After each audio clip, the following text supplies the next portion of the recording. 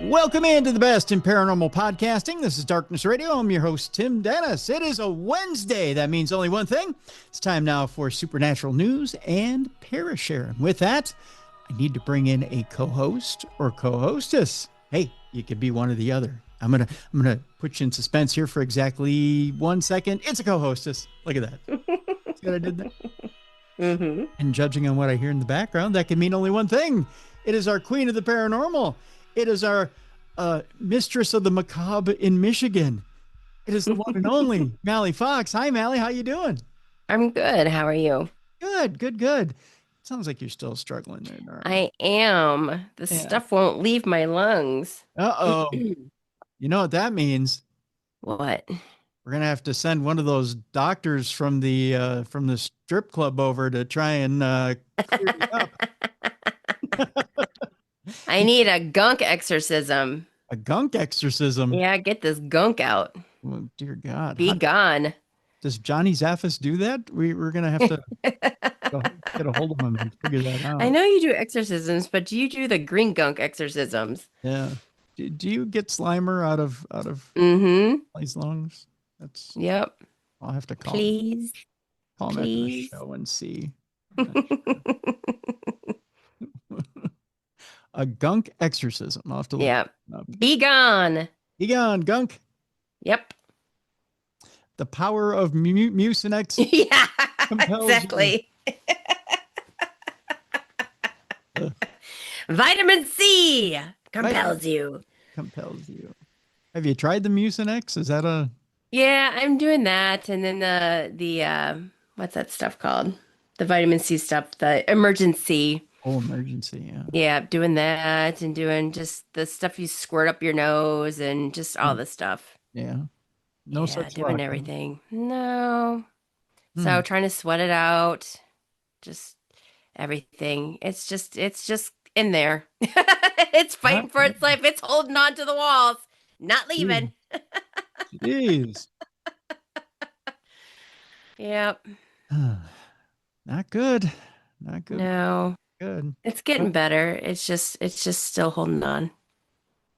Well, we'll have people send out those prayers and energy to you and see if we can't get it out that way.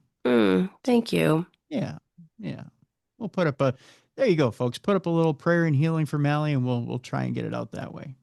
Mm-hmm. If not, we'll have Mr. Fox bring over the fire hose from the firehouse and do it that way.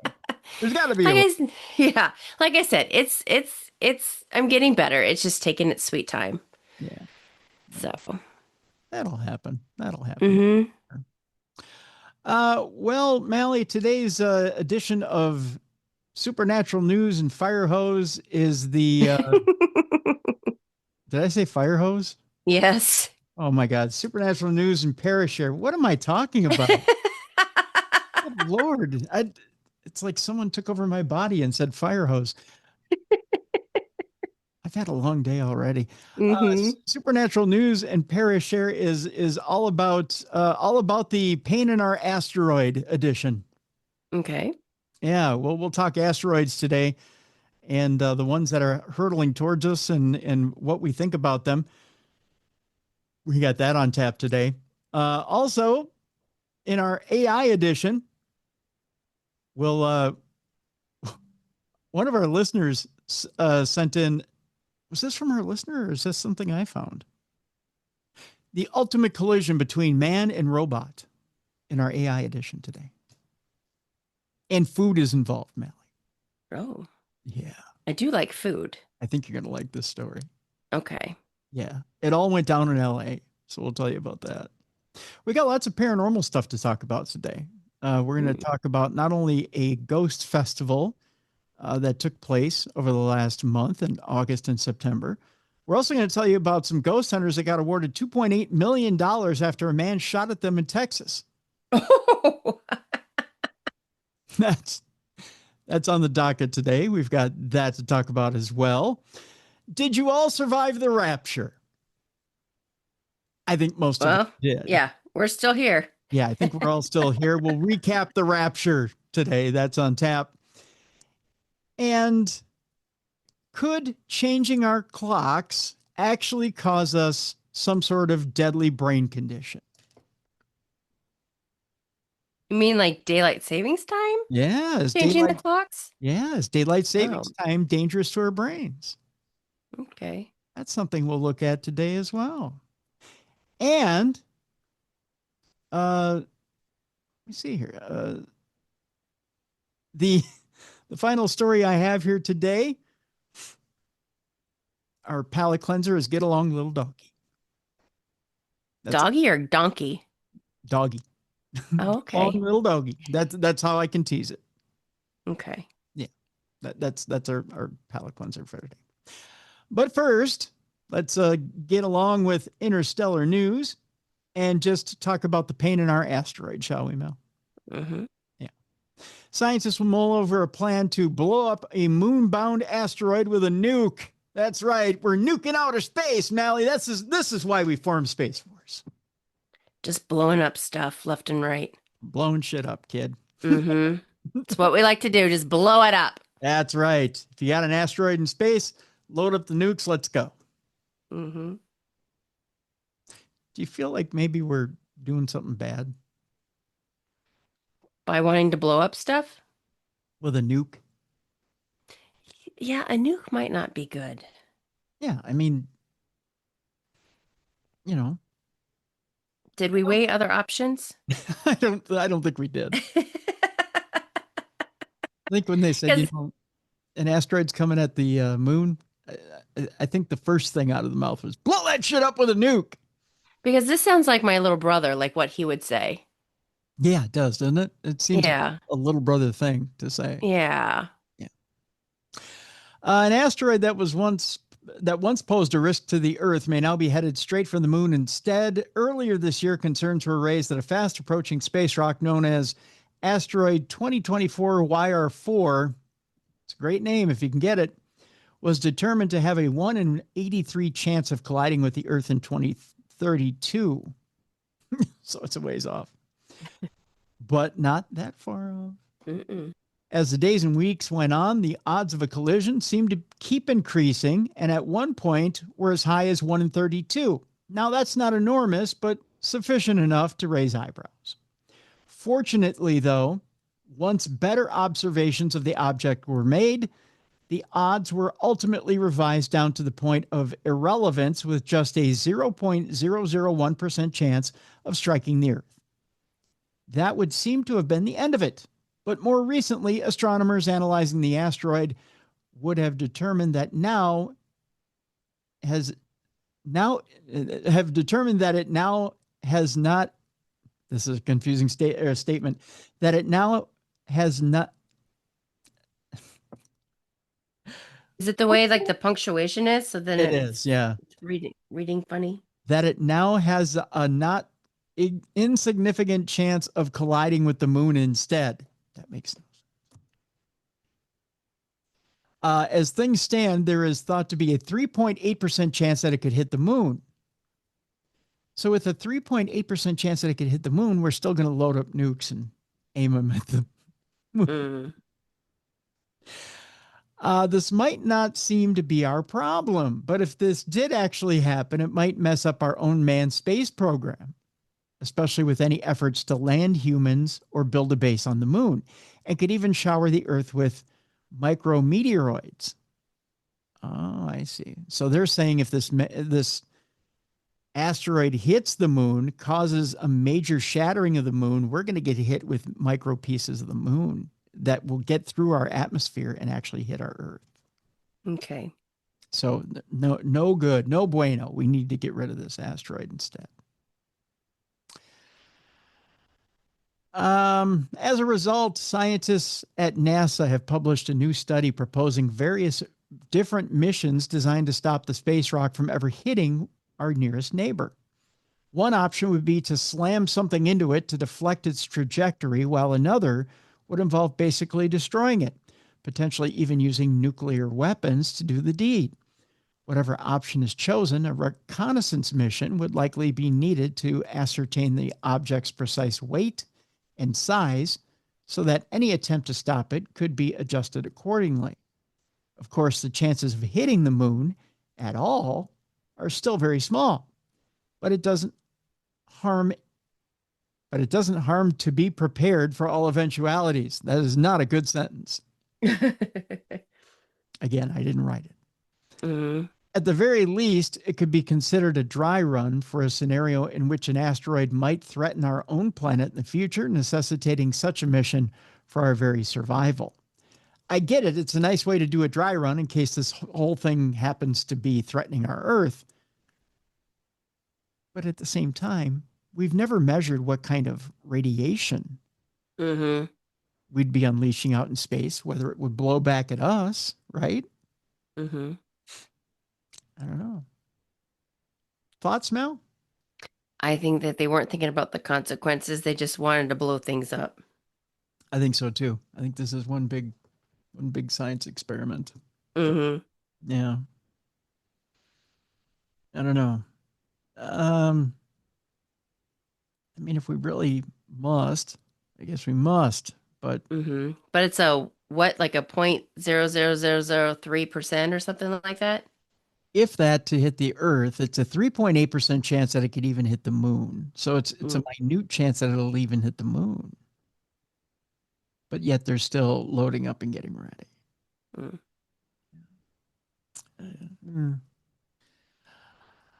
In other asteroid news, we have that other one, that big one that people think may even be aliens.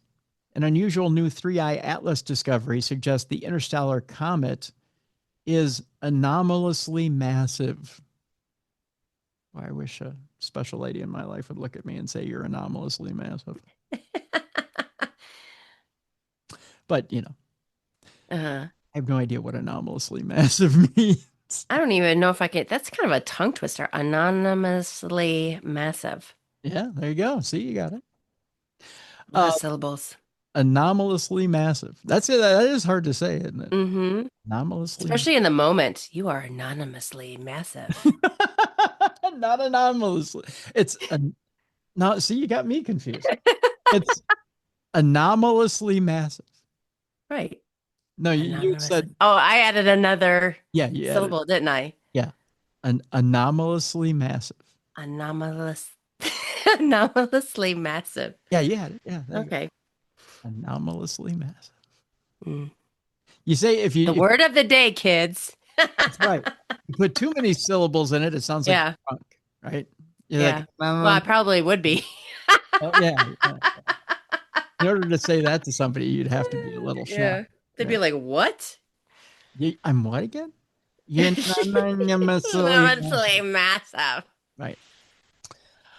The mysterious comet 3-eye Atlas appears to be extremely large. Why not just say extremely large instead of anonymously massive? Yeah. Like, damn, boy, you big. There. Thank you. See there. That's how you put it. Right?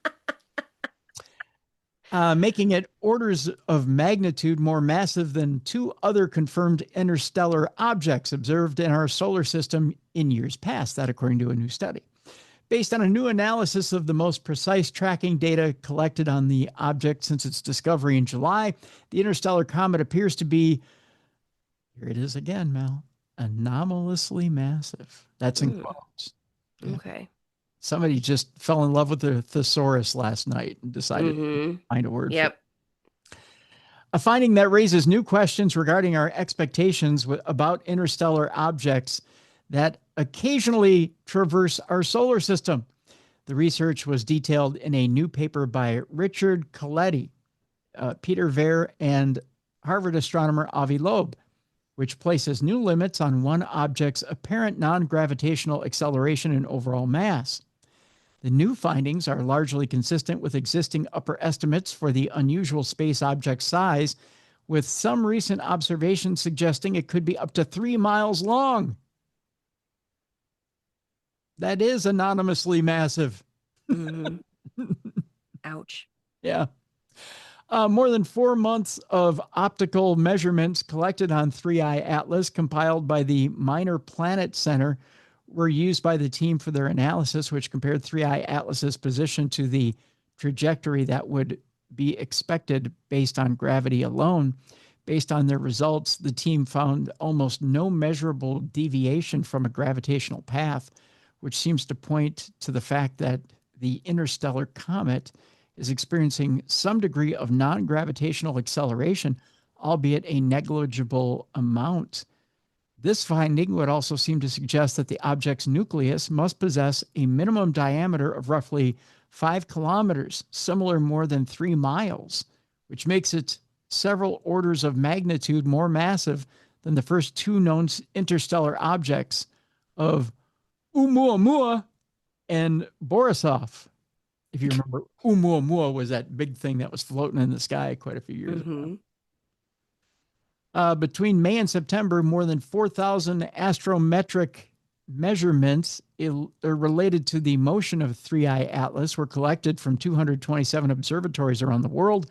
Based on that data, an upper limit on non-gravitational acceleration for the interstellar comet could be calculated, which was less than 15 meters per day squared.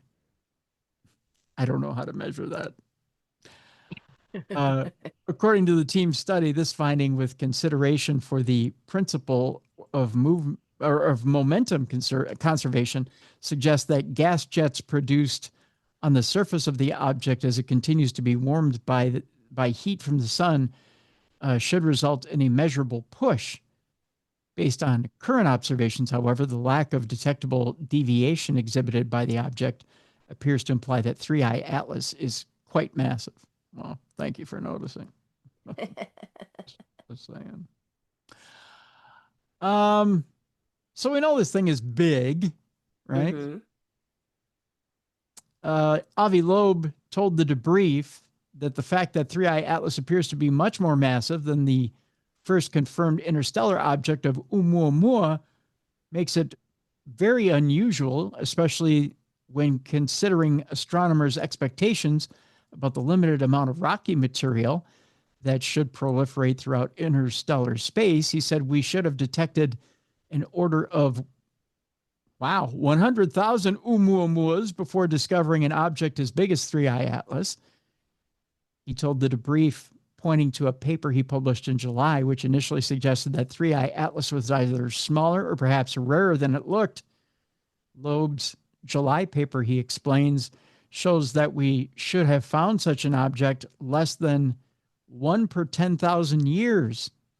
Although he and his colleagues placed new constraints on the object's size in their recent paper, the latest observations offer few additional clues about the interstellar object's composition than what could be gleaned during earlier observations by NASA's James Webb Telescope and SphereX's Infrared Space Observatory. Okay, so it's big. It's just massive. But here's the thing. Okay, so it's huge. But here's the thing. So, Travis and I are going back and forth on text this last week. Okay. And he's trying to tell me this thing's a spaceship and it's aliens. But if the thing is supposedly 3 miles long, what kind of aliens do you have on it? That's what I want to know. And how many aliens do you have on it if it's 3 miles long? I mean, that's a lot of alien. Yeah. I mean, if it's 3 miles big, is this a ship full of aliens trying to resettle on a planet? Is this like an entire civilization that just decided to get the hell out of their solar system? And they're taking a ride to our solar system and taking over our planet? Or is it just a comet? Which I think it's just a comet. That's just me. But who am I? And again, this article is calling it a comet for what it is, because I think some people have gotten a really good look at it and said, you know what, it's a comet. I don't know, Mal. What do you think? Comet or spaceship? You think the aliens are coming? I would think it probably is a comet. Yeah, I agree. But Travis is ready for aliens. He's loaded up and ready. Well, we'll be going to his house if it is an alien invasion. I think so. And we'll say, you were right, Travis. Please forgive us. Yeah. And let us in. Yeah, he's got the bug out bags ready. Yeah. I've got bug out bags. Yeah. Yep. Well, I'm coming to your house because, well, no, actually Travis is closer. So yeah, he's a little bit closer. Yeah. But yeah, he's all set. I don't doubt that. Well, I don't doubt it's a comet, though. I mean, something massive. I mean, Oumuamua, Avi Loeb thought Oumuamua was an alien spaceship, too. He thought it was had a huge sail on it, and they were all coming, and turns out that was just an asteroid. I think this is just a comet.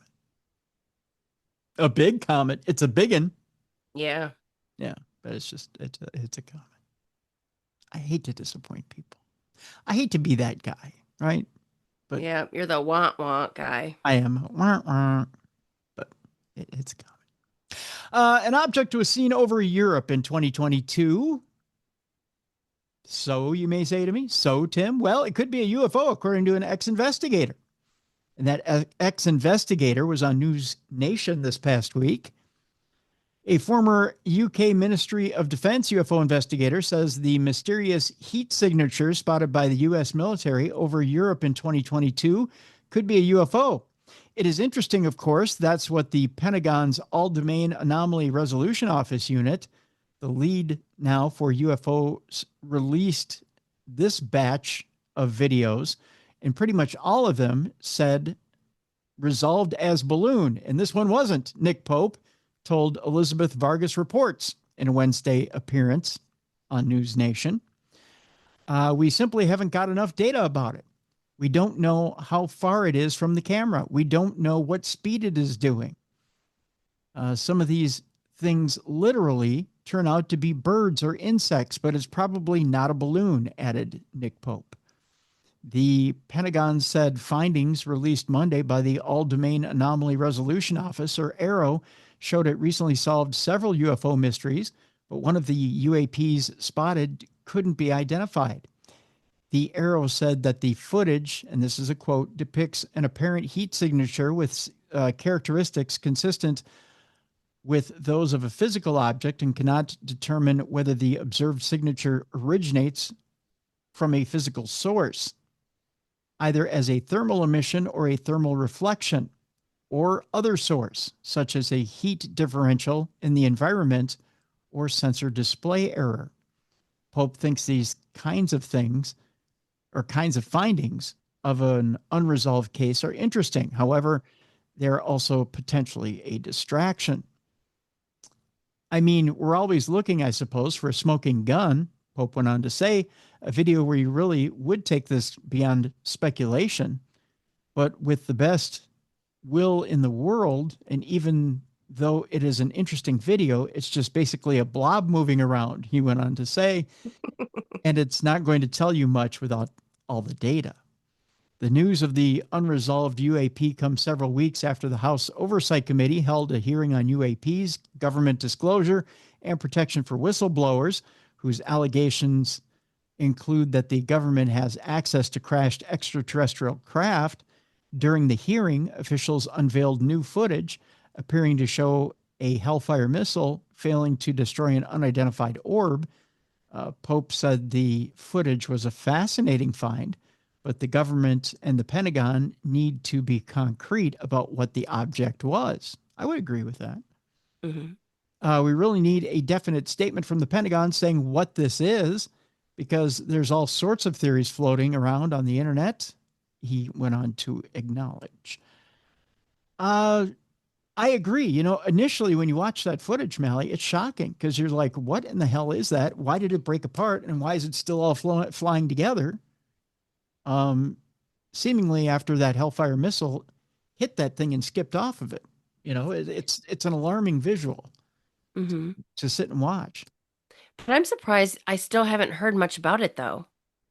Like, that was the first time I heard about it was when you brought it up to me, and I haven't heard about it since then. It did get swept under the rug, didn't it? Yeah. I mean, it got its due that night after we went on and talked about it. That next night, there was kind of a blurb on the evening news about it, and then nothing. A big nothing burger. Like it got its play in the national news, and it's almost like well, if we don't have anything more about it, let's not dig into it, right? Let's not, you know, I don't, you know, I've worked in media for 35 years. And I've worked in a lot of newsrooms, and I can't tell you what the agenda is on this deal. I just can't, Mel. Every sense I have says there's got to be somebody there that wants to chase the story. I know of people that want to chase the story and have chased the story. I just can't tell you who it is that's stopping the story from being developed. You know, because there's somebody there putting a halt on it and not giving more information. There's definitely more information behind it. Somebody had to file a report. Somebody knows more. They're just not talking. But somebody's giving you just enough information on this deal to wet your whistle and wanting you to know more. Why, I don't know. Right? So weird.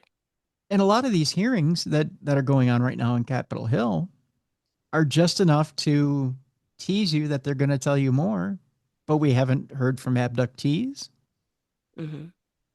We haven't talked about some of the more juicier things about UFOs, like USOs.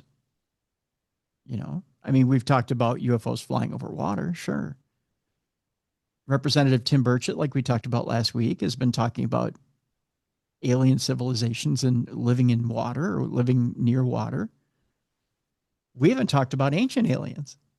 You know, we haven't talked about the Egyptian pyramids. We haven't talked about any of this stuff that, you know, we haven't really gone down the rabbit hole. Congress really hasn't gone down the rabbit hole. We haven't talked about cattle mutilations. We haven't talked about any of the stuff that really could get Congress in deep, because they're playing this surface game right now of, well, see something, say something, right? You tell us. You think you've seen something, you tell us. You tell us what it is. That's a really old game. It's a really old game of, well, we don't necessarily want to deal with it. You deal with it. You tell us what you think you see. We'll gather the information, and then we'll let it sit on a shelf somewhere. It's a distraction game. And it ends up a whole lot of nothing, you know? And you may say, well, Tim, is a distraction from what? From everything going on in government right now, right? There's a whole lot of things that aren't being addressed. I'm not going to tell you what it is that's not being addressed. I'll let you fill in the blank. This isn't a political show.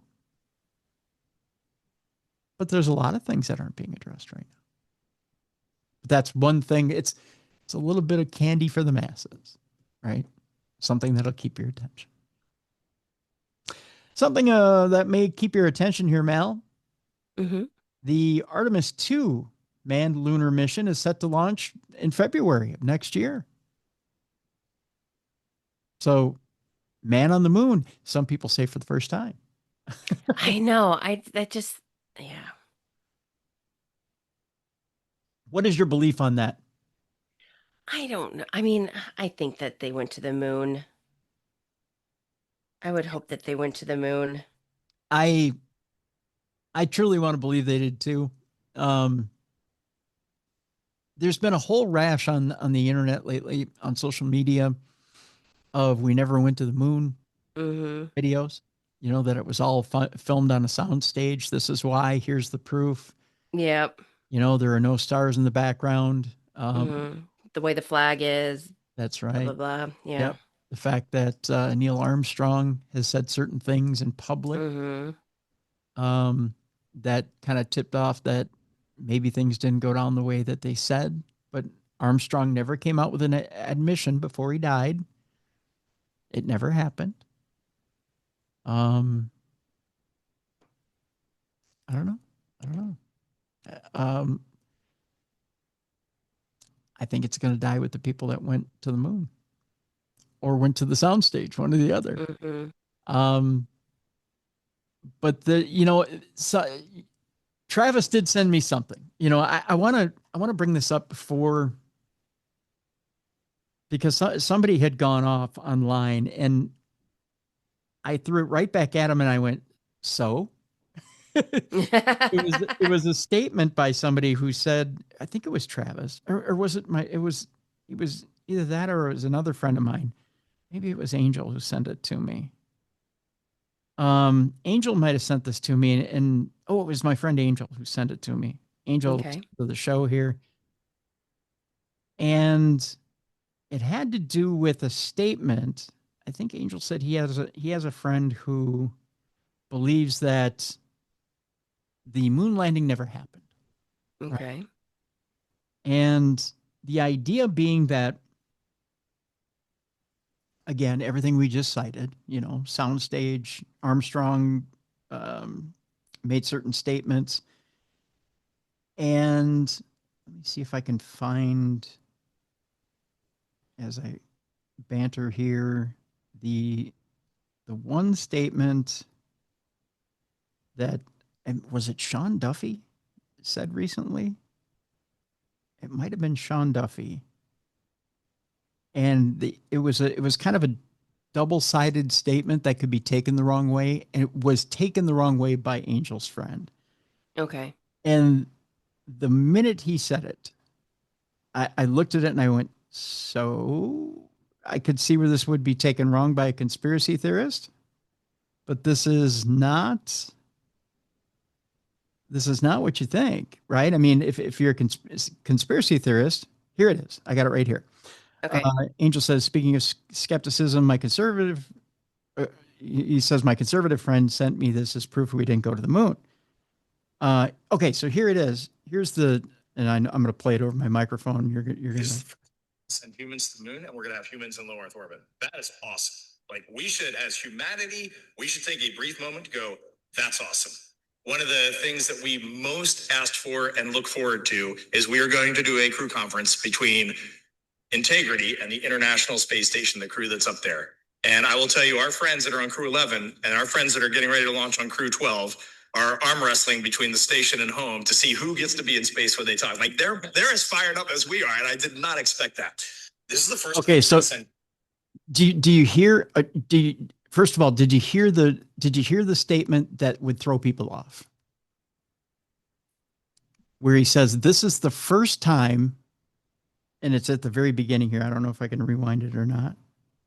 Yeah, I can. This is the first time we're going to send humans to the moon, and we're going to have humans in low Earth orbit. Oh, okay. That's where it is right there. This is the first time we're going to send humans to the moon and have humans in lower orbit. That's what's throwing everybody off. First time we have humans on the moon. No. And humans in lower orbit. In other words, right. It's the same time. Right. At the same time. It's a joint mission. Don't get it twisted, folks. Right. It's humans in two different orbits. It's not, okay, so this is the first time you've ever landed on the moon. That proves that it was all on a soundstage. No. That's not it. It's the first time it's been a joint mission, lower Earth orbit and on the moon. Okay? Just relax. Mm-hmm. Duffy's not admitting to anything. Not what this is. It's completely the fact that they're doing a different type of mission here. Okay. Mm-hmm. With that, a crew of 4 astronauts will embark on a 10-day trip around the moon at the beginning of next year. It's finally happening more than 50 years after the last human set foot on the lunar surface. NASA's Artemis program is finally about to send astronauts back to the moon. While Artemis 2 won't actually land on the surface, that will be the next mission after this one. The flight will see a crew of 4 astronauts spend over a week in space to test out all the technology. We together have a front row seat to history, said NASA's acting deputy associate administrator, Lakeisha Hawkins. The launch window could open as early as the 5th of February, but we want to emphasize that safety is our top priority.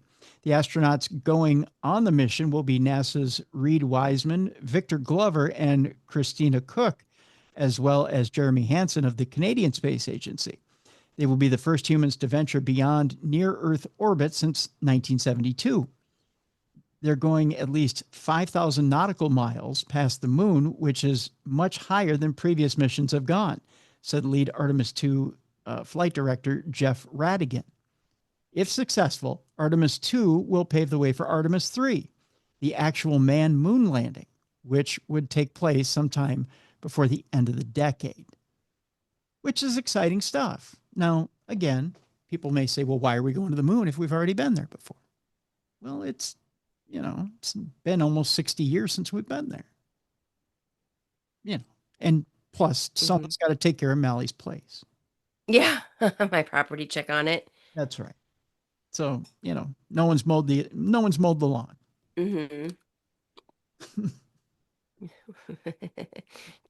Check my mail. Yeah, no one's checked your mail.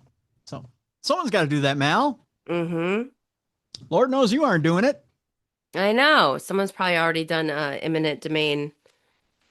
That's Isn't that what it's called? Because I haven't been there forever. Yeah. On your property up there. Yeah, they're squatting. You've got squatters on your property. Yeah, I've already lost it. Yeah. No, that's what happens when you leave it alone for all that time. I know. Yeah, it's horrible. Oh well. All right, I got a story here about an odd story. We do stories all the time about Area 51, the fact that you shouldn't go past the fence, you shouldn't jump over the fence, you probably shouldn't run onto any of the property near Area 51. But a gunman was shot by officers outside of Area 51 last week. Idiot. You think they learned by now? You would think. You shouldn't probably bring a gun with you near Area 51 because chances are they're going to pop off a few rounds at you, right? The man reportedly opened fire at the main gate to the Nellis Air Force Base around 80 miles from Groom Lake. That's also not a good move. Yeah. According to the reports, the incident, which occurred around 12:30 a.m. on Wednesday, began when the man approached the base and fired several rounds towards the main gate. When security officers approached him, he then aimed his gun at them. Okay, bad form. Right? No matter where you're at, don't aim your gun. You want to stay alive. Don't point the bang at the officers. Yeah. They fire back, especially at Area 51. He ended up being shot in the leg before being taken to the hospital for non-life-threatening injuries. While investigations were being carried out, the main entrance was closed and an alternative entrance was open to enable traffic to enter and exit the facility unimpeded. It remains unclear why the man was there or why he had fired his gun at the gate. Police have assured members of the public that there's no further threat. Situated near Las Vegas, Nellis Air Force Base plays host to air combat training exercises and has also been linked to the development of government black projects and UFO lore. It is around 80 miles from Area 51, which is itself part of the Nevada Test and Training Range. The whole region has been the center of UFO-related conspiracy theories for decades. I would love to get this guy's story just to see why he ran up to Nellis Air Force Base with the gun and went bang, bang. I know. What the heck was he thinking? I don't know, but it couldn't have been good.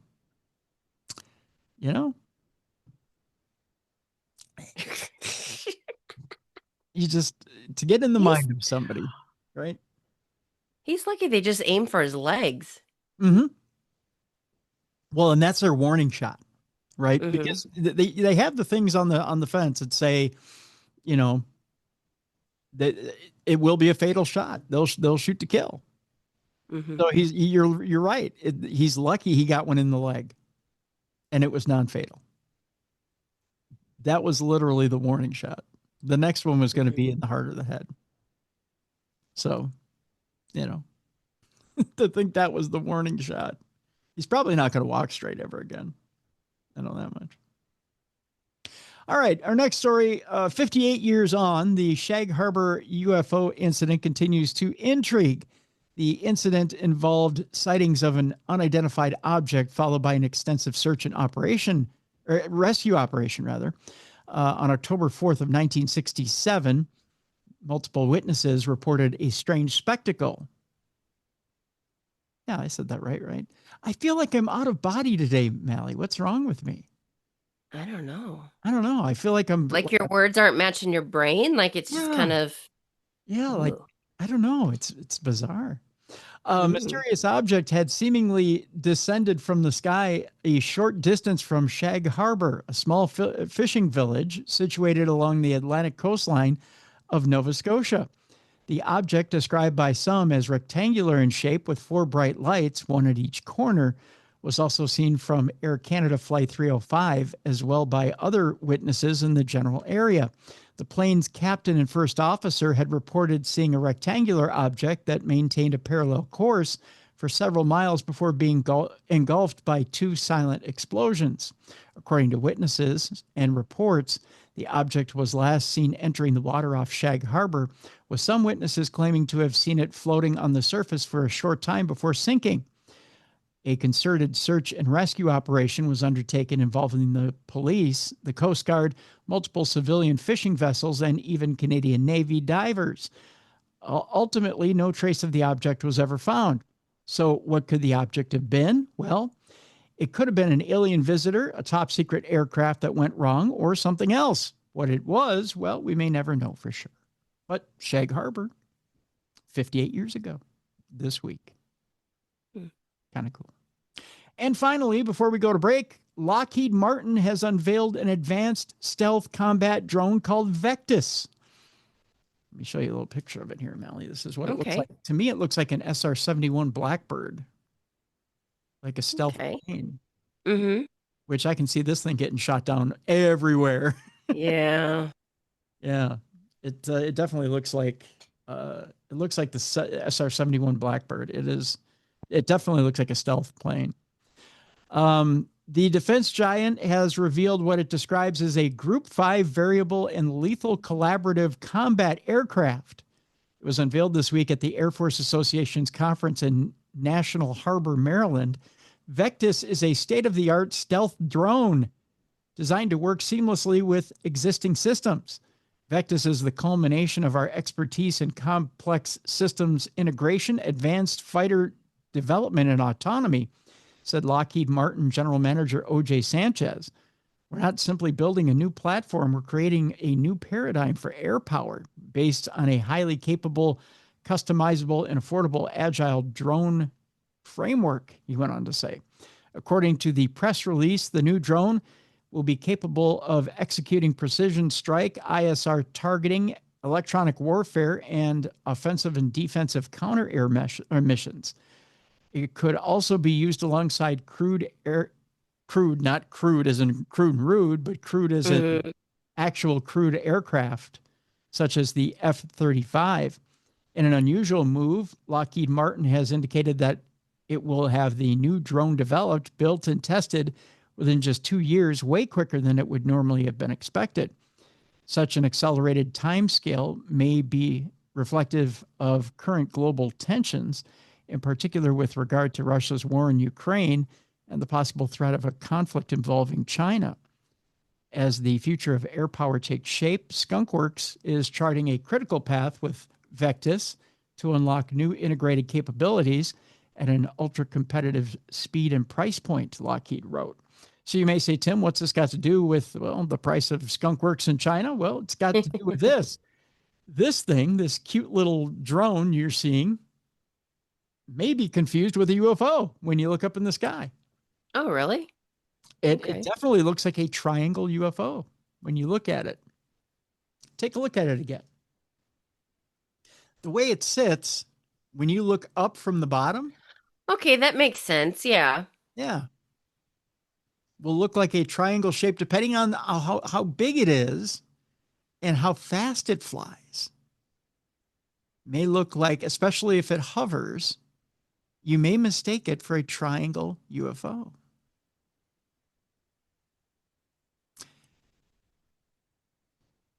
So the world of drones is now interfering with the world of UFOs. I don't know. It's, again, I think a lot of what we see in the sky is man-made. Mm-hmm. And I agree.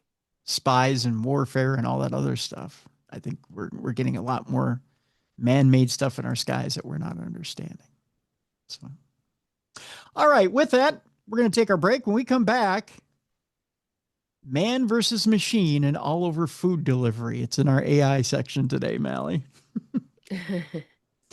We'll talk to you about that war coming up next. Ghost hunters are awarded $2.8 million after a man shot at them in Texas. We'll tell you why investigating is a dangerous game, although it could be fruitful for you. Apparently. Yeah, we'll talk to you about that when we come back.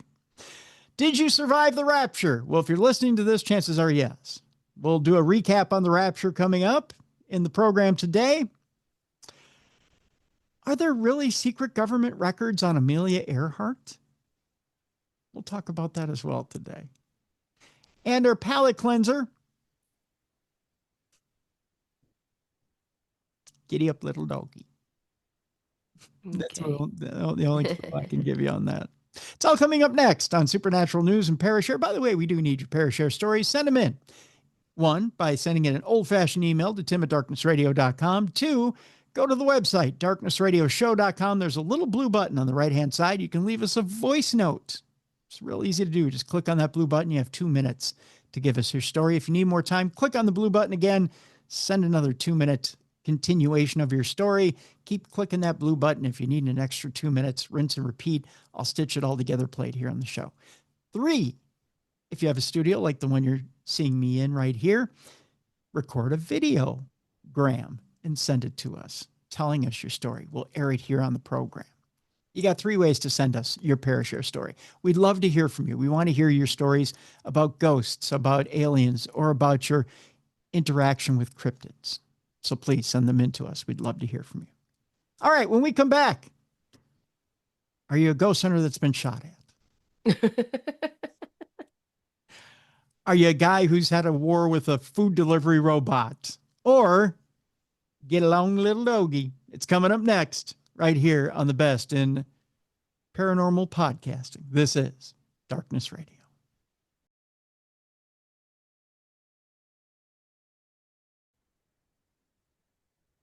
Welcome back to the best in paranormal podcasting. This is Darkness Radio. I'm your host, Tim Dennis. Right over there, my co-hostess with the mostest, Mallie Fox.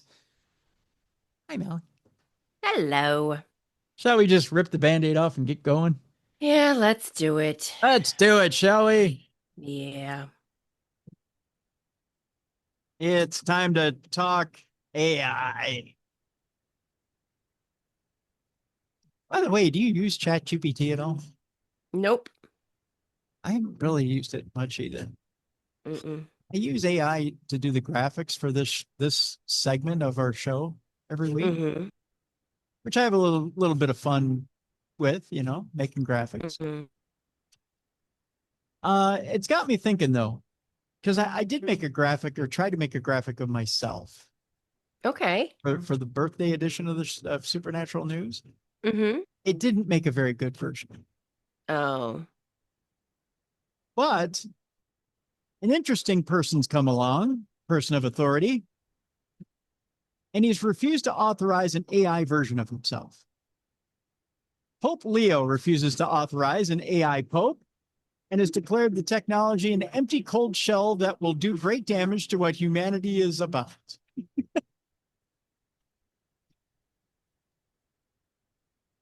I kind of like where he's going with this. I think people are going to abuse it and we're going to get in trouble.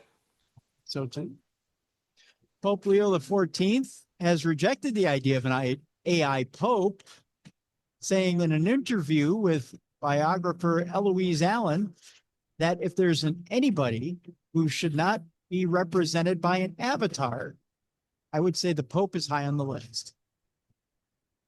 There's a lot of like virtual Jesuses and all this other stuff people are offering online in case you need to talk to somebody famous in history. You've got apps that'll do that. I think that's what he's referring to. Pope Leo, who is forthright about his views on the new technology, also said that he's been asked for his authorization to create an AI pope. Who would go to the Pope and ask him before he's gone for an AI pope when you can go to the real deal and get the scoop?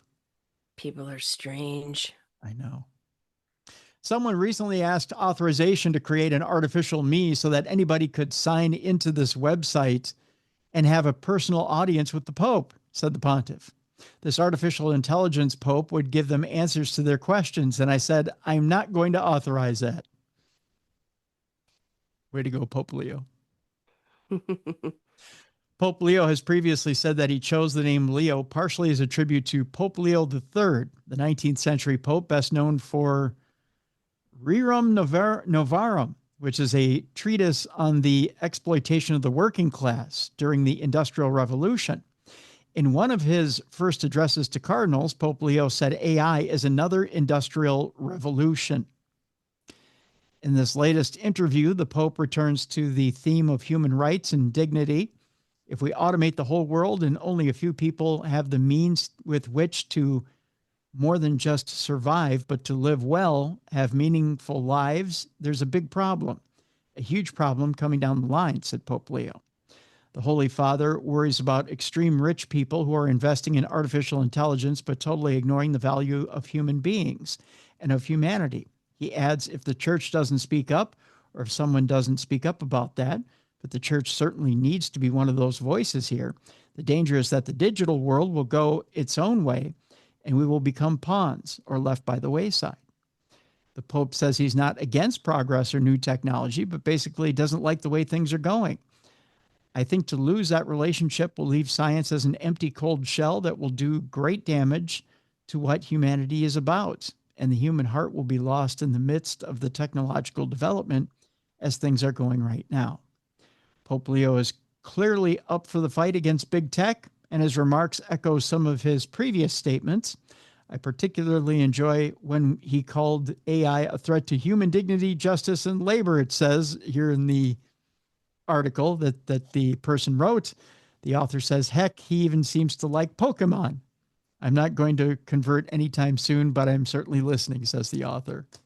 Kind of their sidebar, which is kind of interesting. Yeah. But yeah, but interesting that the Pope isn't a big fan of an AI Pope. Mm-hmm. I thought it was kind of a cute article. Although, wouldn't it be funny if he was like, I like an AI, let's make it an AI Pope. That'd be kind of funny to have two popes at the same time. And then they could pope off, you know what I mean? Pope off. I did see this thing where a guy, he said that they're having issues in India with AI because people are thinking that it's like real celebrities. They're having a hard time differentiating reality from AI. Oh, yeah. Yeah. So, like, especially if you're older, the older generation and stuff, they're having a harder time. So people are thinking like this is the real celebrity getting in touch with the person. So anyway, yeah. So they're saying in the future, it's going to be even harder for people to know what's real and what's not real.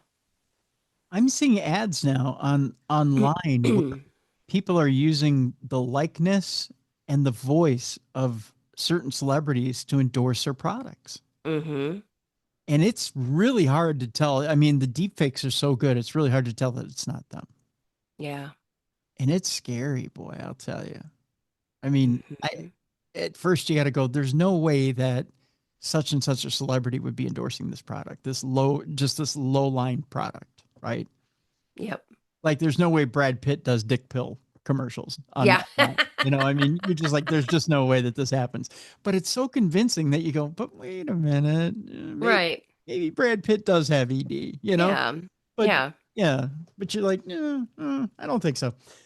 But, you know, but you get like Sofia Vergara doing a commercial for something on social media and you go, but is that really her? Mm-hmm. You got to think to yourself, you're like, no, this is definitely AI, right? And you're starting to look for different things like lack of shadows and stuff like that. But you're like, man, some of these deepfakes are so good. Right. They're just so good. But it's like, do you really want to invest all that time to go, okay, is it real or is it not real? You know what I mean? Yeah. You want to spend a half an hour trying to figure out if it's real or not? Or do you want to spend a minute just watching it? Most of the time, you pretty much know in the first 20 seconds that you see it, that's not real. But at first it throws you back. You're like, really? Right? I think one of the ones I saw, it was like Ice Cube endorsing something, and Ice Cube doesn't endorse much. It's like, St. Ides liquor and something else is like his major endorsements.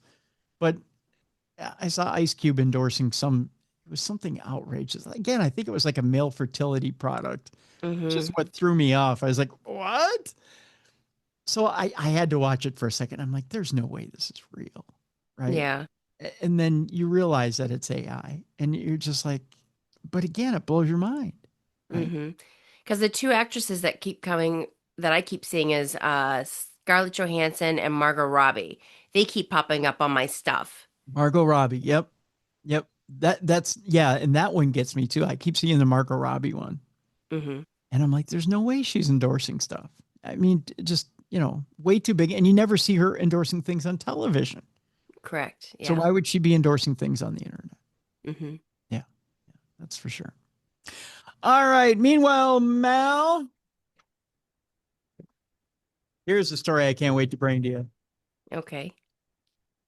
I'm going to show you the picture of our combatants here. Here they are. Oh, there we go. Here's our okay. The story here has to do with a delivery robot colliding with a disabled man on an LA street. I think pretty equally challenged. I mean, not, he challenged him. Right. The aftermath is getting ugly on the streets of LA. A Southern California man with cerebral palsy used his iPhone to record his frustration as a delivery robot continuously swerved into the path of his mobility scooter before suddenly braking, resulting in a bot-on-chair collision. He had no clue the explosive impact the video would have. Mark Cheney, a disability advocate, said he shared the video of the September 12th collision in West Hollywood to raise awareness about challenges faced by people with disabilities and hold the company accountable for the robot's behavior. Told you AI was evil. You guys didn't believe me. Less than 2 weeks later, it had received more than 26 million views on TikTok and Instagram combined, generating fierce backlash against the company that created the bot, as well as hateful attacks against Cheney. Are you kidding me? People were hating on the disabled guy? How can you hate on him? Serve Robotics has drawn criticism for the behavior of the robot and the danger posed to people using scooters or wheelchairs. The collision took place within days of another incident when a Serve robot was recorded blocking the pathway of an activated LA Fire Department truck in Hollywood. Cheney, for his part, has been accused of staging I think we froze there, didn't we? Yeah, we did. Okay, let me mark the time here. We froze after you said that they were getting angry at him. Okay. So we froze after I said they were getting angry at him? Yeah, like a minute ago. Okay. When he was getting threatened, when he was getting threats. Okay. Threats.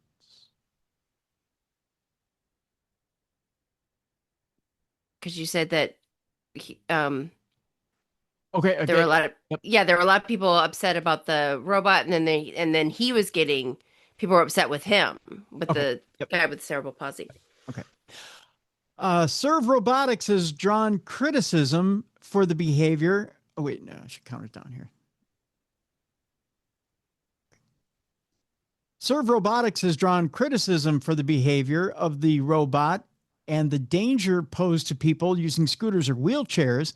The collision took place within days of another incident where a Serve robot was recorded blocking the pathway of an activated LA Fire Department truck in Hollywood.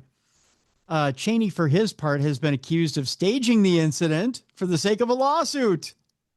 No, he didn't stage it. I've seen videos where they like fall over or they get stuck trying to get on a curb and people are like picking them up and moving them. Yeah. So it's not him. It's those robots. No. Some online commenters have declared themselves Team Robot. Oh, come on. While others have made disparaging remarks about his disability. Shame on them. Right. That's horrible. There's been a lot of online hate, which is expected when you go viral, he said. But, you know, the death threats are not great. People are threatening this man's life. Oh, that's bad karma. Despite the attacks, he stands by his decision to speak out, saying it is important that the company be held accountable for its design and works to ensure people with disabilities can safely share the pavement with delivery robots. Oh, my God. Now I want to run them over with my scooter, the robots. I just want to go on a mission to run robots over with my scooter. The way that it moved, it just seemed really intentional, he said. Everywhere that I moved, it blocks. And then it literally went across the sidewalk to cut me off. Oh, that is horrible. Serve Robotics said in a statement that its robots are designed and tested to safely navigate around mobility devices such as wheelchairs and to avoid being an impediment to people with disabilities. We regret when we do not live up to that, the company stated. After examining the incident, we learned that our safety system is designed to predict pedestrian intentions and yield right-of-way instead cause the robot to impede their way, the company stated. So is it saying its wiring was crossed? That's what it kind of sounds like. Within moments, the robot came to a full stop in response to sensing a pedestrian in close proximity, which is considered its fail-safe state. So yeah, it's saying its wiring is crossed. Mm-hmm. The full stop caused Cheney to slam into the robot as he was accelerating in an effort to navigate around it. He said his chair had been malfunctioning since the collision. The company stated that it is continuously working to improve the robot's navigational skills and would be implementing improvements in response to this incident. Cheney said he would continue to use his platform to advocate for people with disabilities, even though the response to the video had been disturbing and draining. I'm on the robot side, reads a comment with more than 2,900 likes on a video of the incident shared by KTLA News. Man collides, in parentheses, on purpose with delivery robot, adds another comment with more than 1,800 likes on the same post. Come on. He's in the wrong here and may be looking for a payout, reads a third comment with more than 1,600 likes. Cheney has pushed back with the accusations that he is seeking money for the video. He said, I didn't do this to sue someone. I just wanted to get from one place to another on a public space safely and unimpeded. He said he was especially aggravated by the robot's behavior because he was already experiencing a lot of pain that day due to medical issues. Cheney uses crutches to walk short distances and his mobility scooter to travel longer distances because of his cerebral palsy. The comments on Cheney's TikTok account have, for the most part, been more sympathetic to him. There, many people have focused criticism on the company. Taxpayers pay for those sidewalks, a comment with more than 7,300 likes reads. They shouldn't be getting used by corporations to make money while impeding foot traffic. Now that I agree on. Mm-hmm. You know, pay a delivery person to get in a vehicle and deliver your food. That seems, and that way you're stimulating the economy, right? Mm-hmm. That's insane. Post the company's name so they're held accountable. A comment with more than 4,400 likes reads. Cheney said he asked the company to create an accessibility council to try and address concerns about how their robots interact with people with mobility challenges. I think this is really important for the future of AI in the disability landscape, he said. This presents an opportunity to really tackle a problem head on and make some positive changes. Food service delivery robots were first sighted on LA's sidewalks in late 2018 when companies like Serve started to operate their devices. They became more popular during the pandemic as people took advantage of the human contact-free delivery service.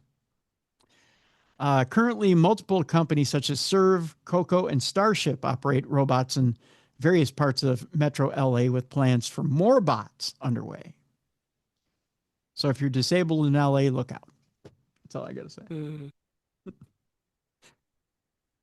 All right, Mallie, let's move on. Okie doke. Let me ask you this much. You're an investigator and a good one at that. Oh, thanks. But if you had to, I like your butt. But if you had to go out strapped and make sure you didn't get shot, would you still take it up? Probably not. Well, some ghost hunters out in Texas did get awarded $2.8 million because they had been shot at. But were they trespassing, though? Because we know a lot of investigators that trespass. Well, we don't personally know them, but you hear of people that are doing it illegally. They're That's trespassing. True. So were they shot at because they were doing it the wrong way? Well, let's find out. The incident, which occurred back in 2020, saw the group, consisting of 7 young adults who were teenagers at the time, venture out in the hope of locating the Devil's Lagoon, which is a local legend. Legend goes that when you go out there at night, for whatever, that you can hear like the trots of a carriage like over the water, said Slade Gutierrez, who was one of the group members. Things took a rather sinister turn, however, when they came across a man parked in his vehicle on the side of the road in the middle of nowhere. It sounds like it's open territory. Okay. We were going down the road and we came up on a parked vehicle on the side of the road, and he waved us down, said Arturo Joseph Saez, who was another of the group. Then out of nowhere, the man pointed a gun at their 2 vehicles and started shooting. Terrified, the group quickly made their escape, having been fortunate enough to avoid being hit by the bullets. I was terrified, said Slade. It was probably the most terrified I've ever been in my life. I don't think I've ever felt that kind of terror, that kind of emotion in general. It was so intense. Now, 5 years on, a civil court has ordered the culprit to pay the group $2.8 million in damage. The shooting happened on El Toro Road, which is a public road, and it's a county road, said Ryan Solis, who is the boy's attorney. And there was no evidence that they had been trespassing, that they had been stealing anything, destroying crops, shooting animals, nothing at all. That's what's so wild about it. There was really no justification whatsoever for the shooting. So the boys are in the clear. Okay. $2.8 million. I don't know. In this case, I would think, if they were trespassing, it'd be one thing. Right. Just sounds like the guy who did the shooting was a little unhinged. Mm-hmm. No, Mel. It's becoming a weird world, isn't it? I mean, you've got kids who are getting shot at because they did ding dong ditch at somebody's door. Mm-hmm. Yeah, that's scary. I mean, there's because we grew up doing that. yeah, right. But I mean, beyond that, it's just people are quick to pull a trigger these days. So yeah, but I mean, hey, these ghost hunters came away with $2.8 million. Whether they get paid that or not, that's a whole nother deal. Right. I mean, and then how much did they spend legal fees too, though? Right. I mean, it was 5 years ago. Whether they collected is a whole nother deal. Mm-hmm. But they got the judgment. Right. So, let me tell you about another paranormal investigator who has a brand new book out. It's called Living Life Haunted. Renowned paranormal investigator Bill Slevin returns to Florida Horror Fest with a just published eye-opening book. When world-renowned paranormal investigator Bill Slevin, PhD, arrives at Florida Horror Fest on September 28th in Fort Myers, well, that would have been this past weekend.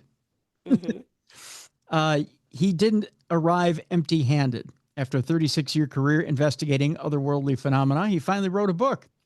Amid the fun of Horror Fest, the actors Paul T. Taylor from Hellraiser Judgment and Lenora Scelfo from Scream, a musician, Dr. Chud, former drummer from the Misfits, the cosplay costume contest, panels, and vendors, Slevin brought a touch of sobriety. He discussed his book, Living Life Haunted, and his real-life grapplings with entries from the other side that were recounted in it. The beginning of the book goes like this. He says, "This is my life, raw, unfiltered, and at times terrifying. For over 3 decades, I have walked into the darkest corners of the unknown, dedicating my life helping people tormented by things most can't begin to understand. This journey has been, or never been, about fame or entertainment. It has always been about truth, suffering, healing, and the search for answers in a world most people never see and many choose to deny. Every unexplained phenomena, chilling moment, and cry for help was lived and felt by me, and I continue to carry these with me every single day. These are not twisted tales for drama's sake or inflated for the spotlight. They are experiences and memories that are forever etched into my soul." So begins Living Life Haunted, which is a most intriguing journey, sometimes harrowing, sometimes humorous, some often chilling, and always fascinating, of a man who has felt chosen to explore, uncover, and explain, and even enter into battle with the unseen. It's part autobiography, part description of events and experiences, and part expose of misunderstood and or deceptive practices within his field. The book is sure to create controversy as well as curiosity, but Slevin has pulled no punches when it comes to applying accuracy and evidence to determine whether a particular situation is paranormal or not. He even discloses cases you would swear were hauntings, but the phenomena had natural, explicable causes. He says the book took him about 3 years to write, back and forth, changing it, figuring out what to put in it because it's an autobiography. Slevin told that to Florida Weekly.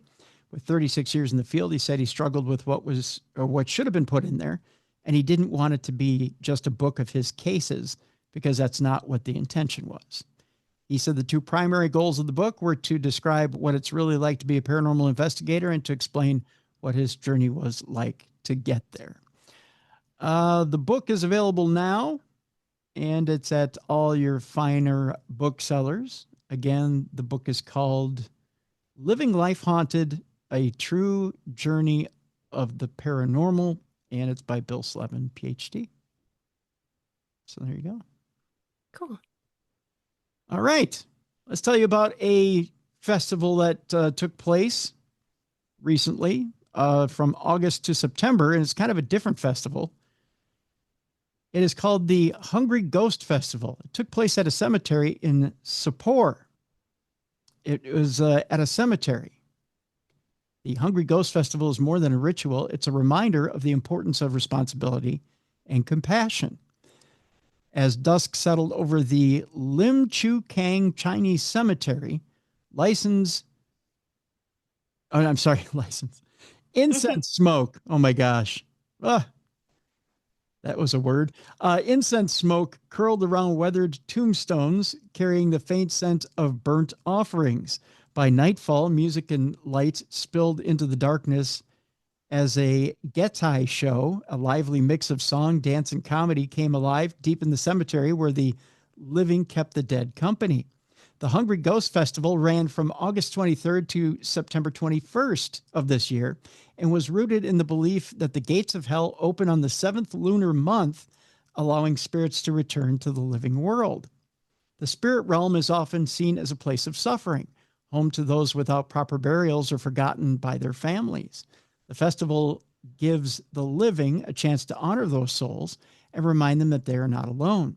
Now, during the festival, Taoists and Buddhists observe customary practices of preparing food offerings and burning material items such as paper houses and hell notes in burners that dot roadsides, as well as putting on Getai shows in residential neighborhoods.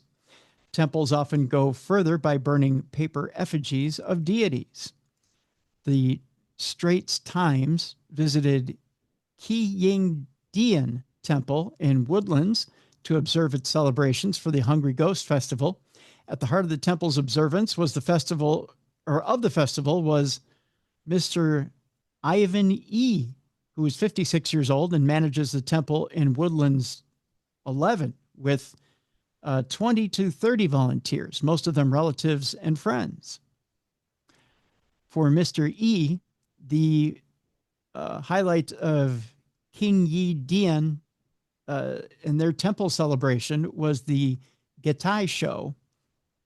For the past 4 years, he and his volunteers have made it their mission to bring both prayers and performances to Lim Chu Kang's Chinese cemetery grounds. He had to secure a permit from the National Environment Agency to secure the event and could proceed safely and within regulations. Most of the preparations took place on September 12th, which was the day of the show. At the temple, volunteers moved quickly to load supplies and pack 600 food offerings for the spirits to take to the cemetery. So the dead got 600 pieces of food? Kind of sounds like it. I want to be dead in that country, that's for sure. When the team finally arrived at the cemetery, their work shifted from preparation to transformation. I want to show you a picture here, Mallie. Take a look at this. That's preparation just for the dead. Okay. Take a look at that. It just shows you that they respect the dead. Yeah, that's pretty cool. Mm-hmm. Pretty cool picture. I want to know what's in the bowls, though. Like maybe I'm. What's in the bowl? What's in the bowls? It looks really good. Candles were lit around the ritual site, a gesture of remembrance. In front of a mountain of incense, the offerings were carefully arranged under the guidance of the spirit medium, Mr. E's 35-year-old son, Yi Hong. He channeled the Black Impermanence, or Hai Wu Chan in Mandarin, a deity in Chinese folk religion believed to escort souls to the underworld. In a trance-like state, the medium acted as a vessel, allowing the deity to communicate instructions for preparing and conducting prayers for the wandering spirits. He says, not everyone is blessed from birth, and that includes not only the living, but also the lost souls and children who return in the 7th month. I believe our actions help us cultivate virtue. By dusk, there was an anticipation in the air as the living gathered to pray, and symbolically, so did the dead. Under a wash of colorful lights, Getai performers took the stage, belting out Mandarin ballads and Hokkien classics that carried through the darkness. Seated before the stage, Mr.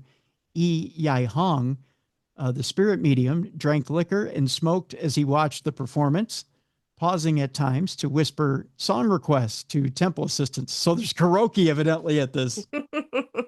Temple devotees stepped up one after another, singing and dancing late into the night. For many young Singaporeans, the Hungry Ghost Festival is mostly about roadside offerings, void deck rituals, and Getai shows. Few have seen it in the quiet expanse of the cemetery, where the focus is less on public spectacle and more on responsibility, feeding and caring for unseen souls, and reminding the living to show compassion beyond themselves. This is why younger volunteers like 30-year-old Lin Shifeng, an assistant to the spirit medium, have been helping at the temple since its founding in 2021. She said to me, the Hungry Ghost Festival is a reminder to respect and care for the unseen spirits around us, while also showing gratitude to our ancestors. I'm sorry, it's a he, not she.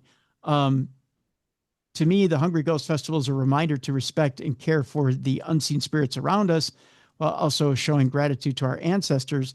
Participating in the offering and rituals is a way to honor and keep the memory alive, and that keeps me going, said Mr. Lin.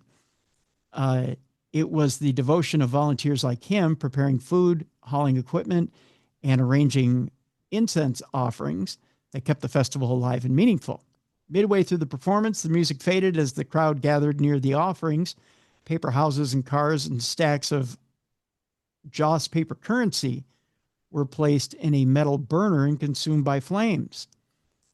Wisps of ash rose skyward, carrying the offerings to the waiting spirits, while the flames cast a glow over the gravestones. For a few hours, the dead were honored, and the living came together in remembrance.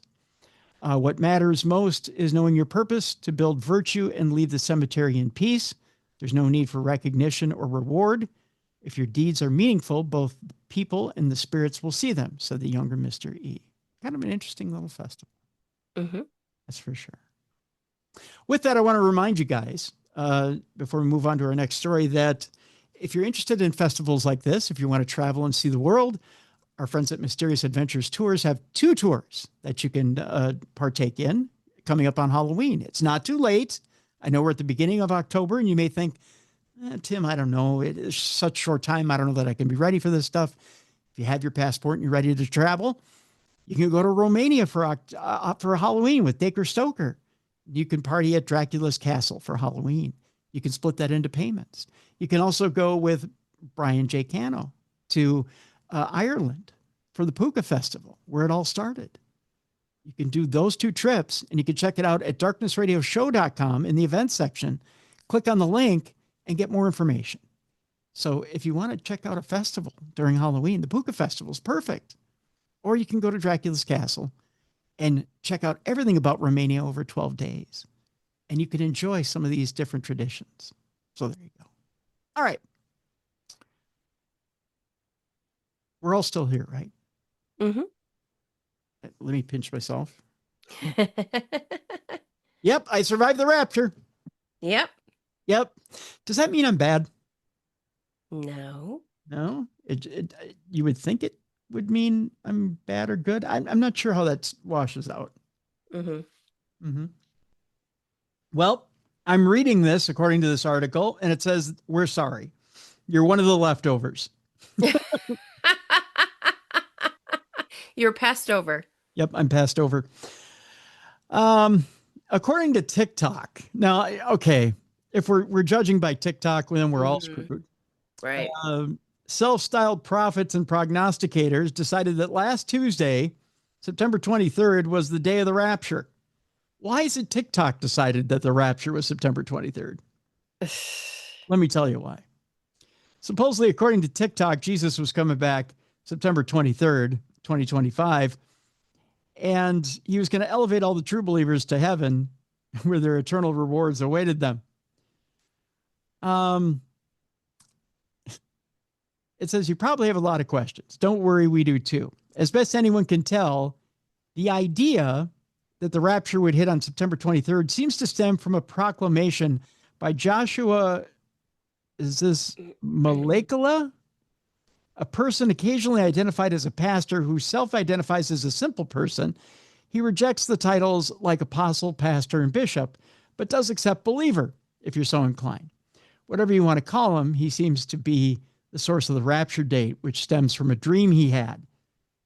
So we're going by one person's dream as to why we're either here or not here. Jeez Louise.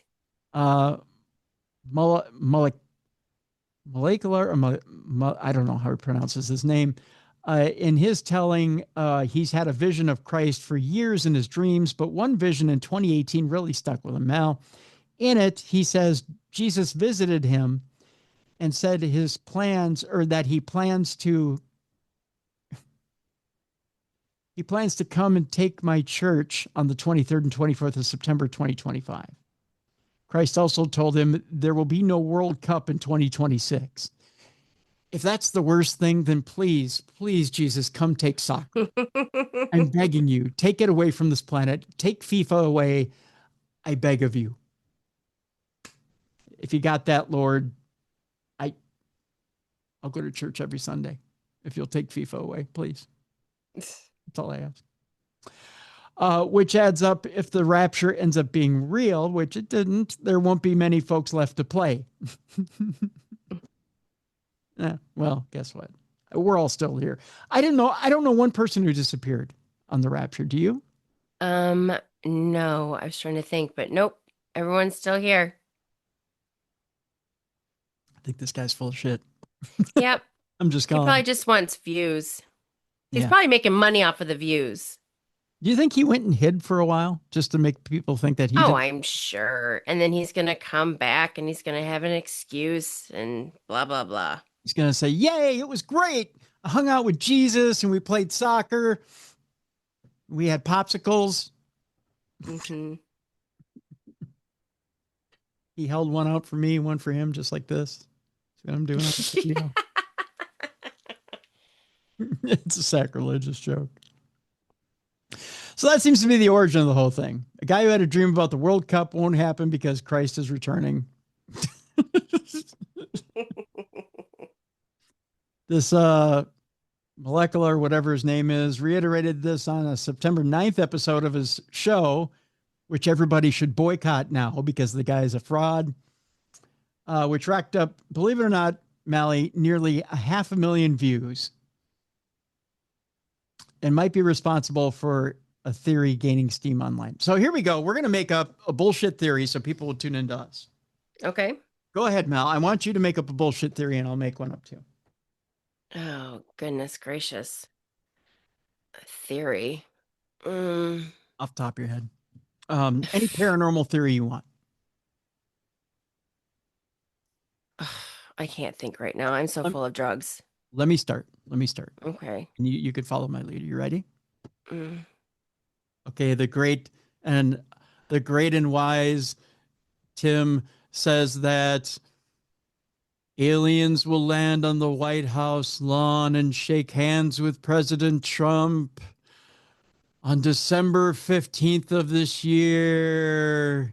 And we will form a great galactic government with the U.S. leading with the Great Galactic Command. And we will take over the universe together. And we will make the galaxy great again. It will happen. So saith I. So saith I.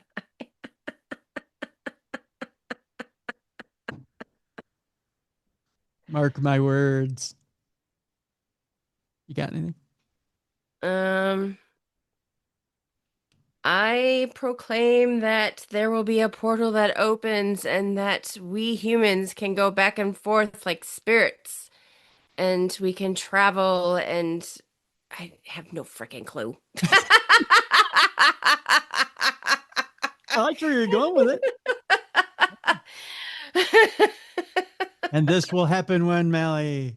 We will go January 26, 2027.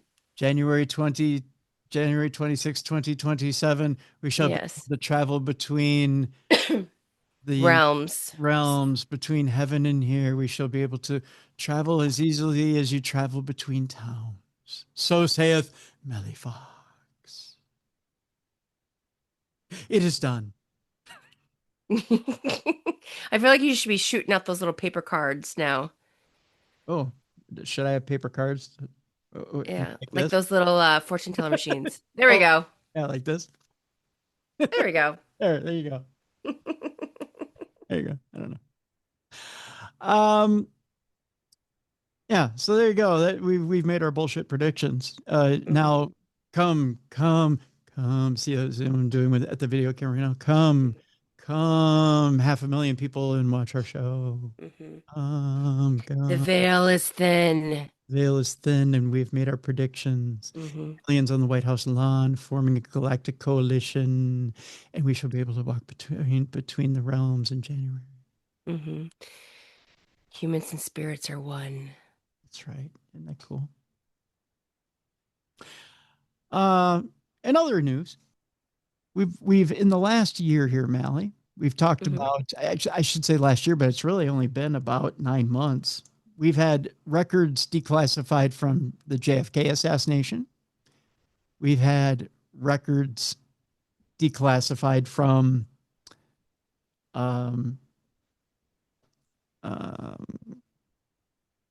Martin Luther King.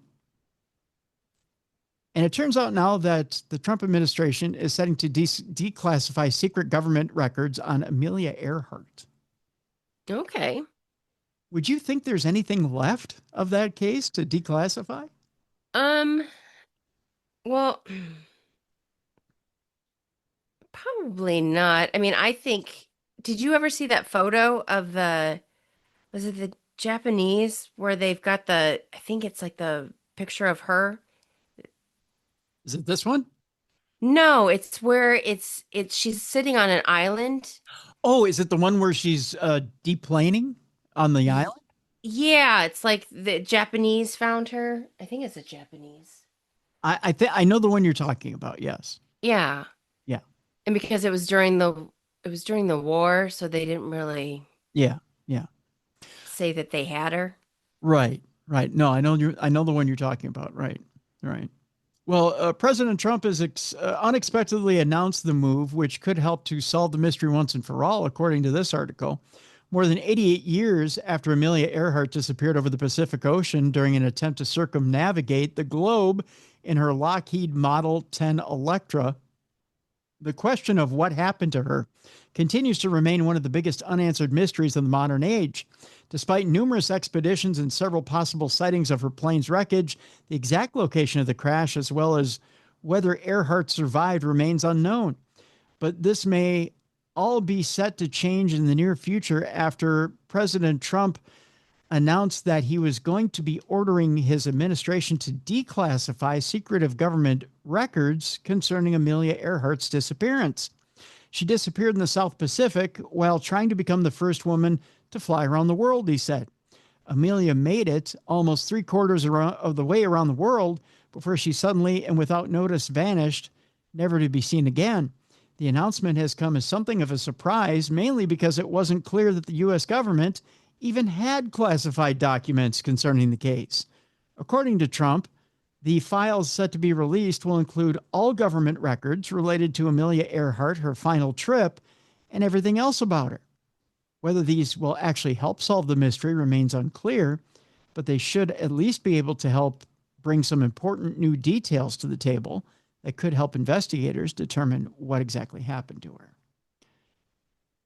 I think you might be right, Mel. There might be something in there about her potentially landing in the South Pacific. I mean, there'd be some FBI or CIA files in there, maybe contain a photo. Yeah, that she became kind of like a prisoner of war. Right.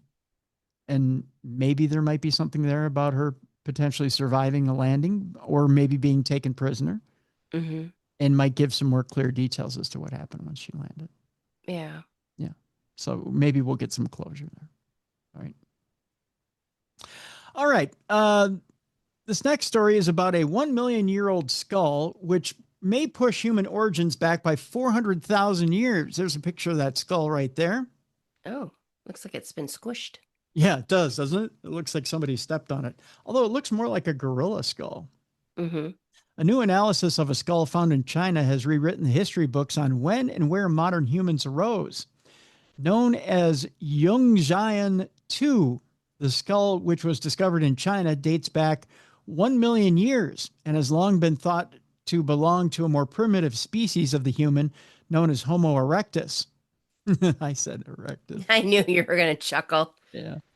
Now, however, a brand new analysis of the skull has suggested that it instead belonged to Homo longi, also known as Dragon Man, which has close ties to the Denisovans. Someone's going to tell me I said that wrong. If true, this would date the skulls near to the time when our ancestors diverged into 3 distinct groups: the Denisovans, the Neanderthals, and most modern humans, while also pushing back the date of our own species emergence by some 400,000 years. It also adds credence to the idea that our species arose in Asia, not Africa. This changes a lot of thinking because it suggests that by 1 million years ago, our ancestors had already split into distinctive groups, pointing to a much earlier and more complex human evolutionary split than previously believed, said Professor Chris Stringer of the Natural History Museum in London. It more or less doubles the time of origin of Homo sapiens.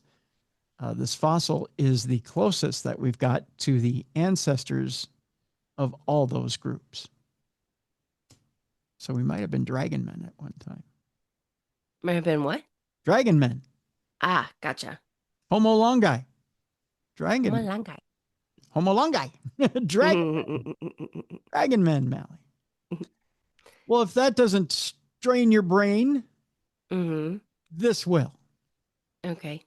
Supposedly, changing clocks from daylight savings time is linked to potentially deadly brain conditions that is threatening 300,000 Americans. I don't know. How do you feel about changing the clock at daylight savings time? It doesn't bother me. But then what do you do with people that, travel and you have different time zones? Yeah. I don't think it's that big of a deal, but some people really have a hard time with changing the clocks forward and backward. I mean, when you lose an hour and you have to go to work, because I'm a night owl, so that it hits me harder in the morning. Yeah. But I mean, but you every morning hits me hard. So it's like, exactly. Yeah. Yeah. Mornings hit me hard in general. Yeah. But you get over it after a couple of days, right? Yeah. Just eventually you catch up. I mean, It says here that changing clocks twice a year could be putting 300,000 Americans at risk of a potentially fatal stroke each year. That's kind of serious. Yeah. A new study conducted by Stanford medicine researchers found that switching between daylight savings time and standard time disrupted the body's internal clock by forcing it to adjust too often to changes in light and darkness. Daylight savings time is when clocks are set forward 1 hour in the spring to give more evening light and back 1 hour in the fall to return to standard time. Thank you, genius, for telling us that. The next change is set for November 2nd at 2 a.m. in each time zone. However, scientists discovered that this disruption weakens the circadian rhythm, the body's internal 24-hour clock that relies on morning light to regulate your bodily functions and stay healthy. While simulating what would happen if the U.S. decided to make the standard time permanent after falling back in November, estimates showed the change would could prevent about 300,000 stroke cases annually by reducing this circadian strain. Interesting. Switching to permanent daylight savings time was less effective because it prioritized evening light over morning light, but it still prevented around 220,000 strokes compared to constantly resetting the clocks every few months. Dr. Jamie Zeitzer, who's professor of psychiatry and behavioral sciences, said staying in standard time or staying in daylight savings time definitely is better than switching twice a year.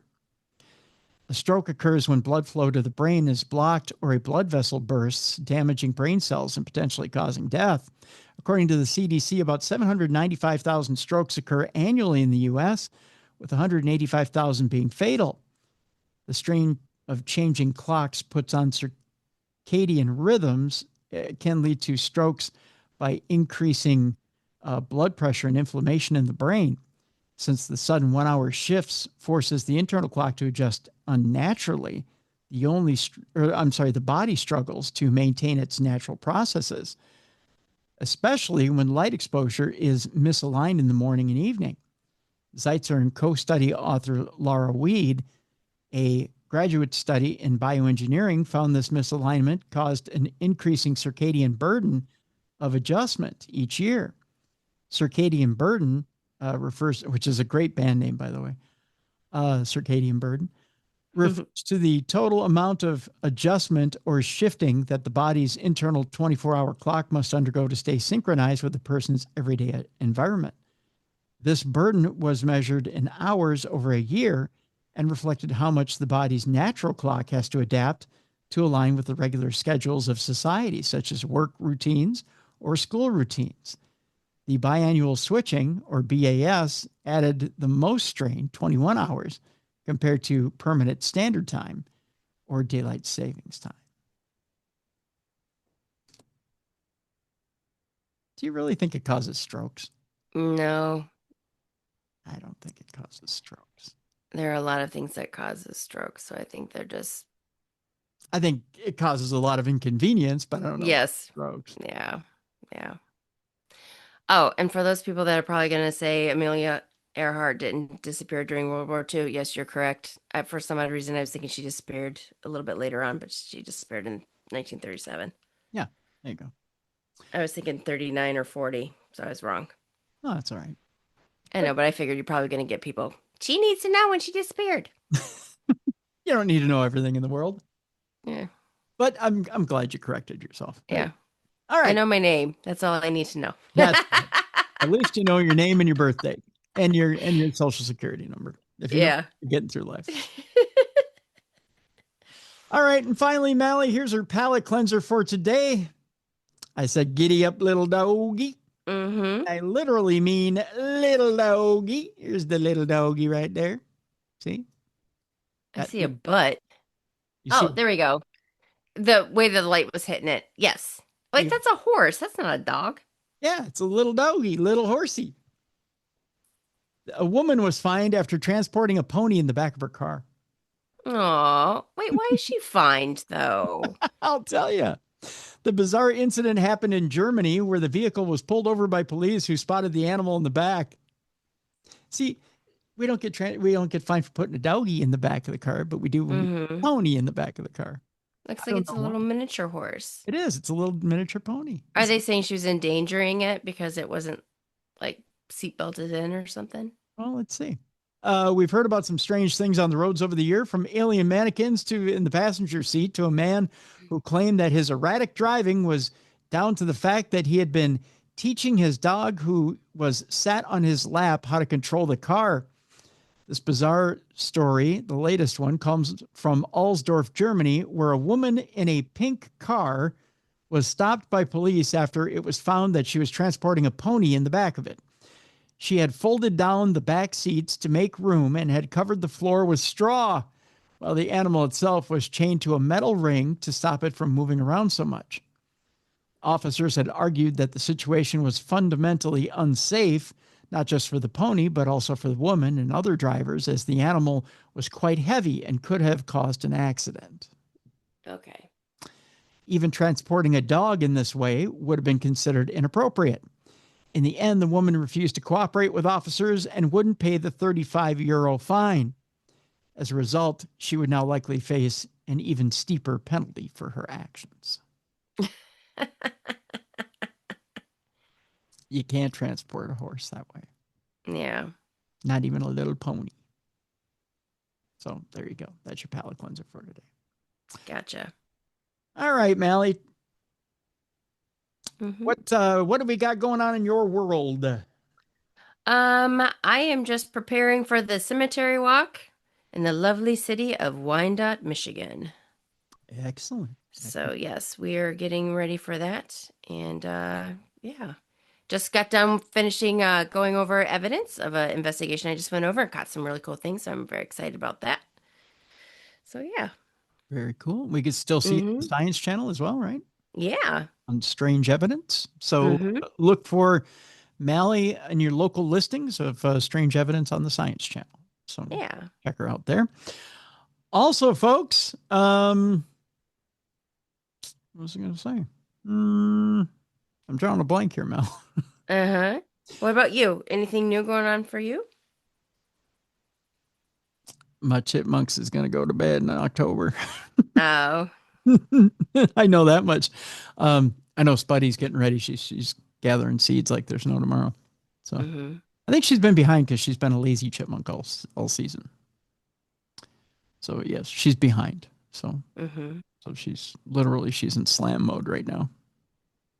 So she's going through a lot of seeds right now. I know that has nothing to do with what's going on and what's. I just have to give Spud's promo. Spud's promo is that's Spud's promo right now.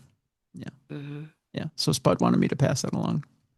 Have you decorated for Halloween yet? I've just started. We just started pulling out all the stuff from the basement. No, but you know what I did get?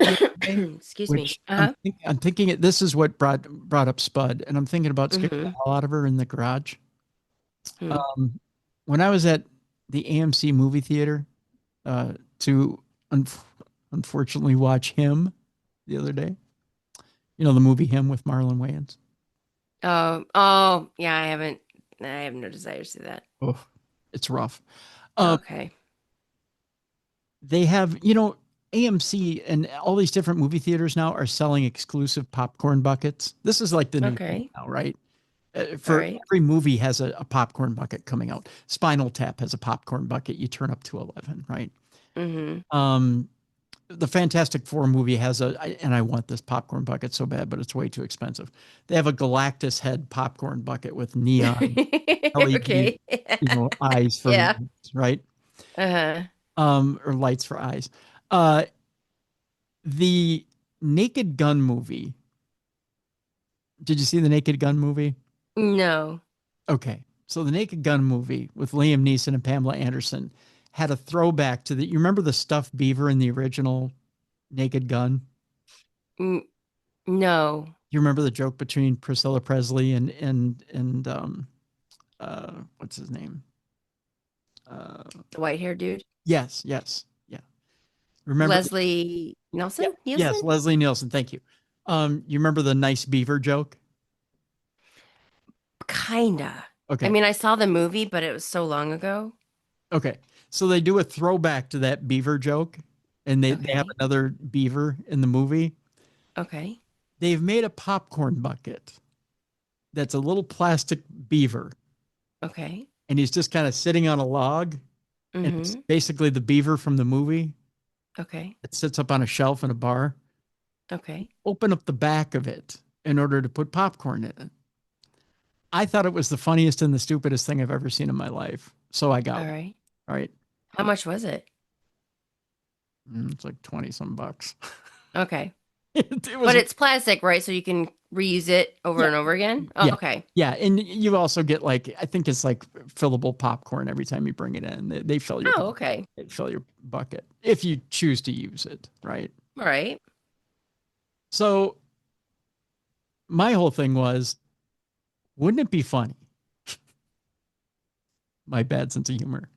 Just one day, bring that thing out to the garage and set it in front of Spuddy's dishes. Oh, it's mean. Just to see if Spuddy would go, what in the actual shit? Right. Now that's a Halloween scare, isn't it? Well, yeah, but you might give it a heart attack. And then what are you going to talk about? Just say, Spuddy, did you make a new friend? She'd probably knock that thing over or attack it. Mm-hmm. I just think it'd be funny. But that, see, that's why I don't have kids. But, anyway.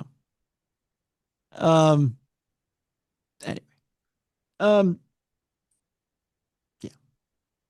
So, long story longer. Anywho, so what do I have going on? Nothing but mayhem and trouble. That's what I have going on. Gotcha.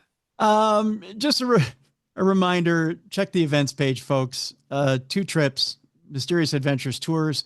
The first one with Dacre Stoker and Romania for Halloween. There's still time to get in on it. You can pay on a payment plan. You get flexible payment plans for both Romania and for Ireland with Brian J. Cano. Also, there's trips coming up in the future. There might be somebody from the show involved in some of those trips. Check them out, but you can only check them out by going to darknessradioshow.com, clicking on those links. Check it out. Just very cool. Right. Mm-hmm. But the Puka Festival in Ireland, where it all started, man, I'm telling you, these trips are amazing. And Maria does an amazing job at putting these trips together. So, and again, there's a payment plan. So get your passport out, go live life, go have a good time, go celebrate Halloween in either Romania or Ireland. All right. With that, the reminder, Apple is coming out with a brand new iOS and operating system and a brand new iPhone this month.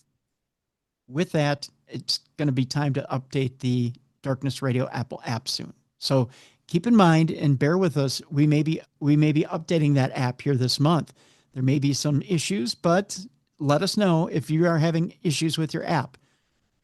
We may be doing some updating this month, but look for a potential update this month. When that comes, we'll let you know, update the app. That's issue number 2 or point number 2. Number 3, tomorrow on the big show, I'm going to hold up the book right here because I have it right here. An old friend is with us tomorrow, Jeff Belanger. The name of the book is Wicked Strange, and it's a good one. I want you guys to go tonight to wherever you get your books, whether it be your local fine bookseller or if it is online. Wicked Strange, your guide to ghosts, monsters, oddities, and urban legends from New England. It's Jeff Belanger along with Frank Grace, who took the photographs for this wonderful book. Either get it digitally, or I would recommend getting the hard copy of this book because it is so good. And honestly, folks, get the hard copy of this book and put it on your coffee table because you're going to love this book. Great stories. Jeff is an excellent storyteller and wonderful photographs from Frank Grace. But Jeff is with us tomorrow, and we are going to talk about New England and some of the odd stories of ghost monsters and oddities and urban legends from New England. Good show tomorrow, right here on Darkness Radio. So that'll do it for today. For Mallie Fox, I'm Tim Dennis. Thank you so much, folks, for continuing to support us. Again, we've mentioned it on social media. FeedSpot has named us number 2 now in the top 100 paranormal podcasts for 2025. Millionpodcast.com has us, I believe, number 2 or number 3 in their top 100 paranormal podcasts of 2025. The fact of the matter is we don't get there without you, the listening and viewing audience. You guys are into what we're doing here. We love you guys for continuing to support us. We can't do it without you. If you love what we're doing, tell a friend, tell a neighbor, tell a relative, tell whoever it is you're working with that there's this great show that you're into and you want them to check it out. So please spread the word and let them know that you're a big fan of Darkness Radio and that you want them to check it out as well. So if you do us that favor, we'll love you forever. We promise. That's all we can say. So thank you so much for supporting us. And we've got some great stuff coming up in October, folks, for you. So we guarantee you that. So again, folks, thank you. For Mallie Fox, I'm Tim Dennis. We'll see you tomorrow for Jeff Belanger, right here on the best in paranormal podcasting. This is Darkness Radio. For more audio and video archives of the show, intriguing content, fun events, and cool swag, check out darknessradioshow.com. The executive producer of Darkness Radio is Troy Palmer. If you enjoyed today's program, please make sure you like and subscribe. Thank you for watching. And join us right back here tomorrow for Wicked Strange, your guide to ghosts, monsters, oddities, and urban legends from New England with Jeff Belanger.